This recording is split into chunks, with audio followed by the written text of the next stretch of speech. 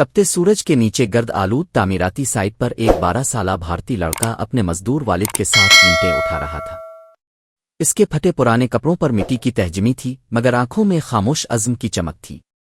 چاروں طرف ادھوری عمارتیں، مزدوروں کی آوازیں اور گرد الفاڑتا وقت۔ یہی اس کا بچپن تھا۔ ایک لمحے کو وہ راکا اور آسمان کو چھوتی شفاف جدید عمارتوں کی طرف دیکھا۔ ان کی چمکدار کھڑکیاں سورج کی روشنی میں چمک رہی تھیں۔ اس کے چہرے پر مٹی ضرور تھی، مگر آنکھوں میں خوابوں کا ایک روشن آسمان جھلک رہا تھا۔ شام کو جب اس کا باپ تھکا ہارا کمرے میں آ کر چپ چاپ چٹائی پر لیٹ جاتا، وہ وہیں بیٹھ کر اپنے اسکول کی کتابیں کھول لیتا۔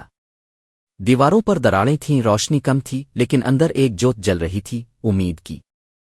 کبھی کبھی وہ اینٹوں کے ڈھیر پر بیٹھ کر پڑھتا، گرد الفاڑتی رہتی، مزدور چلوتی رہتے، اور وہ ایک الگ دنیا میں گم رہتا جہاں وہ اپنے لیے کچھ بڑا سوچتا۔ اس کی محنت رنگ لائی اور وہ اسکول کے امتحان میں شاندار کامیابی حاصل کر گیا۔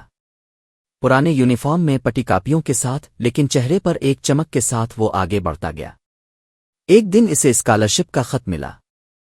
گھر کے دروازے پر کھڑے ہو کر اس نے خط کو آنکھوں سے لگایا اور ماں باپ کے گلے لگ کر رو دیا۔ وہ آنسو کامیابی کے پہلے لمحے تھے۔ یونیورسٹی کا گیٹ اس کے سامنے کھلا، وہ سادہ کپڑوں اور ایک پرانے بیگ کے ساتھ اندر داخل ہوا۔ آس پاس امیر طلبہ تھے، مگر اس کا حوصلہ سب سے بڑا تھا۔ ہاسٹل کا کمرہ چھوٹا اور بکھرا ہوا تھا، لیکن اس کی میز پر پڑی کتابیں اور ڈرائنگز بتاتی تھیں کہ یہاں کچھ بڑا تیار ہو رہا ہے۔ کلاس میں اس نے اپنا پہلا ڈیزائن پیش کیا، سب خاموشی سے دیکھتے رہ گئے۔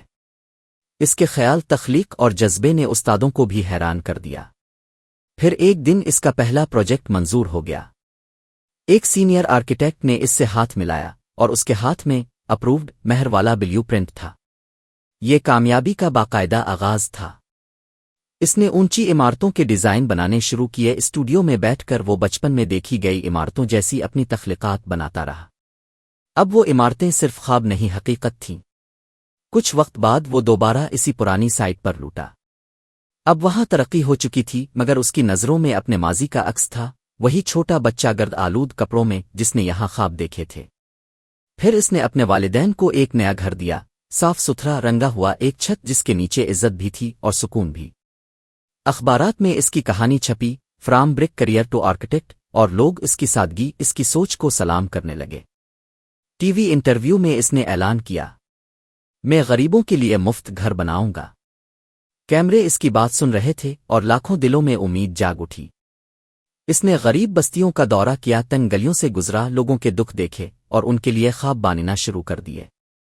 پھر اس نے ای فری ہاؤسنگ پروجیکٹ کا نقشہ بنایا۔ اسٹوڈیو میں نوجوانوں کی ٹیم کے ساتھ وہ دیواروں پر خاکے ٹانگے پلانس تیار کیے، رنگوں میں امید بھری۔ تعمیر کا دن آ گیا۔ بینروں سے سجی جگہ پر وہ ہیلمٹ پہنے زمین پر پہلا پھاوڑا مارتا ہے۔ پیچھے غریب خاندان تالیاں بجاتے ہیں۔ ایک تاریخ لکھی جا رہی تھی۔ پہلا گھر مکمل ہوا۔ اس نے ایک غریب خاندان کو چابی دی، بچے اس سے لپٹ گئے، ماں نے ہاتھ جوڑ کر دعا دی۔